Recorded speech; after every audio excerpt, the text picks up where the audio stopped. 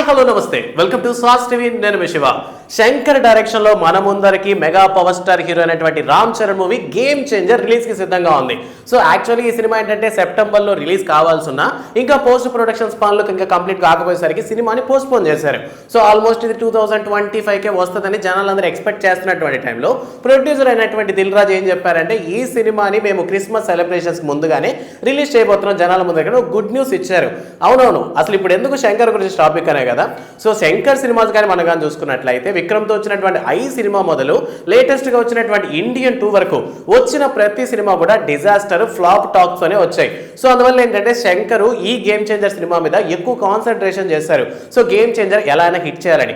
But దీనికంటే ముందర వచ్చినటువంటి ఇండియన్ 2 అయితే ఇప్పటి వరకు కనీ విని ఎరగని విధంగా శంకర్ లైఫ్లో ఆల్రెడీ రోబో 2.0 వచ్చేసి డిజాస్టర్. బట్ కమల్ హాసన్ లైఫ్లో కూడా ఇంతటి డిజాస్టర్ అని చూడలేదన్నటువంటి సినిమా ఇండియన్ 2నే. సో 250 కోట్లతో రిలీజ్ అయినటువంటి ఈ సినిమా జస్ట్ 125 క్రోడ్స్ మాత్రమే సొంతం చేసుకుంది.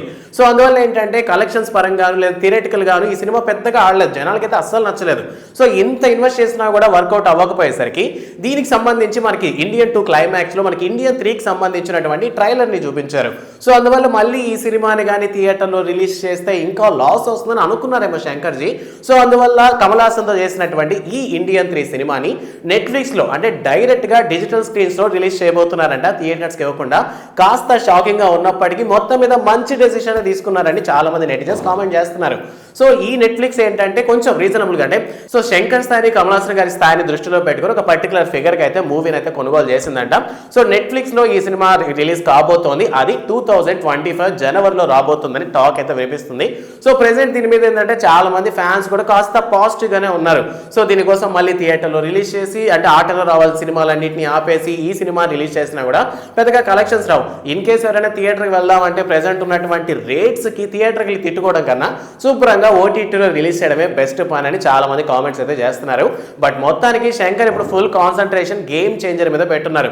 సో మెగా పవర్ స్టార్ తో రాబోతున్నటువంటి గేమ్ చేంజర్ ఎలా ఉండబోతుందో ప్రెసెంట్ ఒక క్వశ్చన్ మార్క్. కొంతమంది ఫ్లాప్ అంటున్నారు, కొంతమంది సూపర్ హిట్ అంటున్నారు. సో మొత్తం మీద మనకి రిజల్ట్ తెలియాలంటే డిసెంబర్ వరకు వెయిట్ చేయాల్సిందే.